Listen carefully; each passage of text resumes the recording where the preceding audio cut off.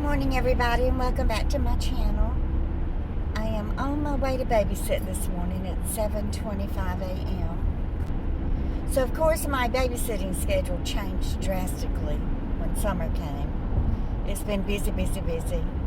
I haven't been able to do as much with my channel that I had planned to do for the summer because of the babysitting and mostly because of my phone storage problem.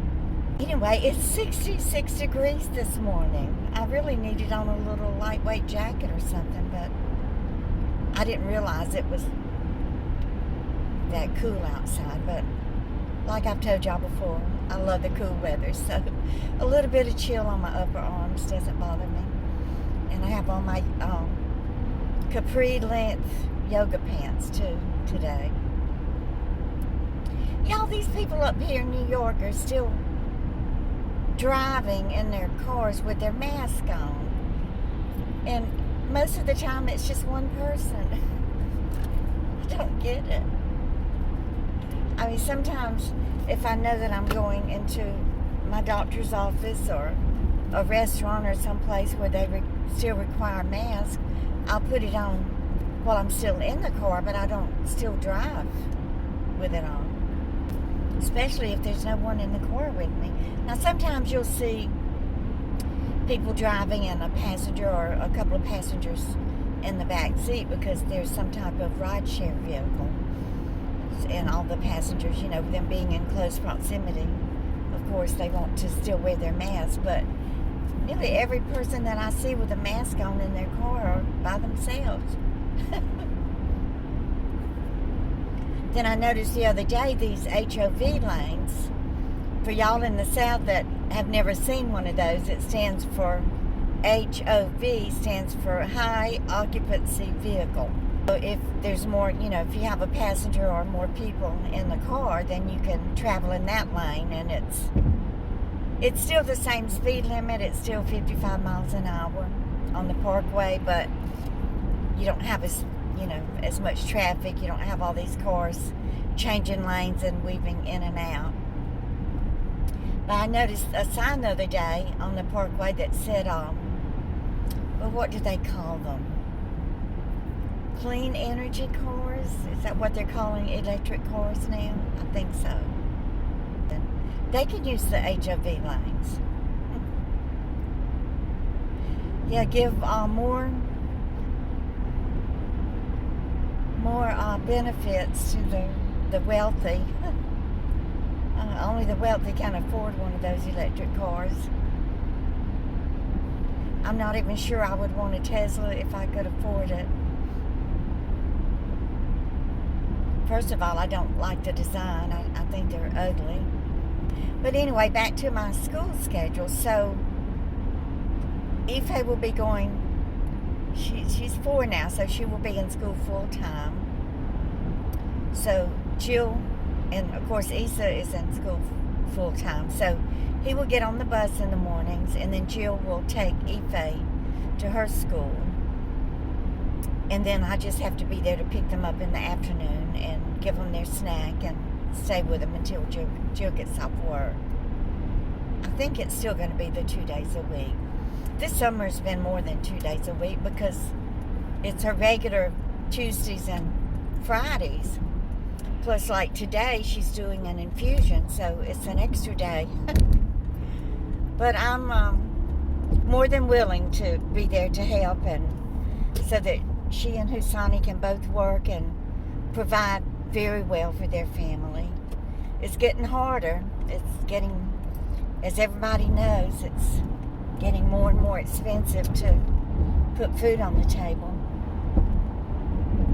Before, you could go into Walmart and walk out with 4 or 5 bags full of food for $40. Now you're lucky if you can walk out with 1 bag of food for $40. It's very, very hard. It takes a lot of pre-planning and organizing and going through your freezer and your refrigerator and your pantries to see what you have in there already that you can use up and stretch. I have that salmon that I got in food pantry donation. LL Jean was telling me to make salmon burgers with it to add vegetables with it and make salmon and veggie burgers. So I'm going to do that with a can. And then, of course, I'm going to make my regular old salmon croquettes, or I think Mama called them croquettes. She would just, mix the salmon up with her homemade breadcrumbs, which was just shredded up white bread, pieces of white bread, and add in her onion and an egg, and roll them up to a ball and fry them. Fry them in her bacon grease poured out of her aluminum bacon grease container that she always kept on the stove. It's a wonder that thing didn't get set on fire. Do y'all remember your mama's cooking with those old pressure cookers? Mama never blew hers up, and I never blew mine up, but my mother-in-law, John's mother, Ruby, she blew hers up, and it punctured a hole in the ceiling of the parsonage that they lived in. I've told y'all before, his father was a Baptist minister, and John grew up living in parsonages located usually between the church and the cemetery. Okay, well, I'm going to end it. I have the sun rising in the east behind me. I could take my sunglasses off, but I didn't put any cover cream underneath my eyes today, and I have my raccoon eyes. Not that y'all haven't already seen them before.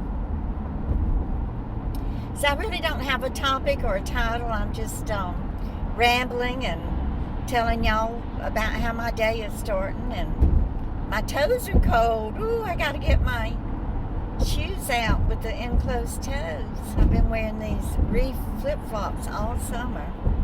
So it looks like it's going to be a beautiful day. It's going to be cool and low humidity, and I'm happy for that. And I just hope and pray that each and every one of you down there in the south and the west and all of these places where you've had such high temperatures and extreme heat and not enough rain, I hope that all of that clears up for you, and I hope it turns into cooler temperatures and lots of rain. Thank you so much for being here with me today. I don't have to tell you how much I love you. I think y'all know. So y'all please give me a thumbs up and share. And if you're new here, I would love it if you would subscribe to my YouTube channel and join my family.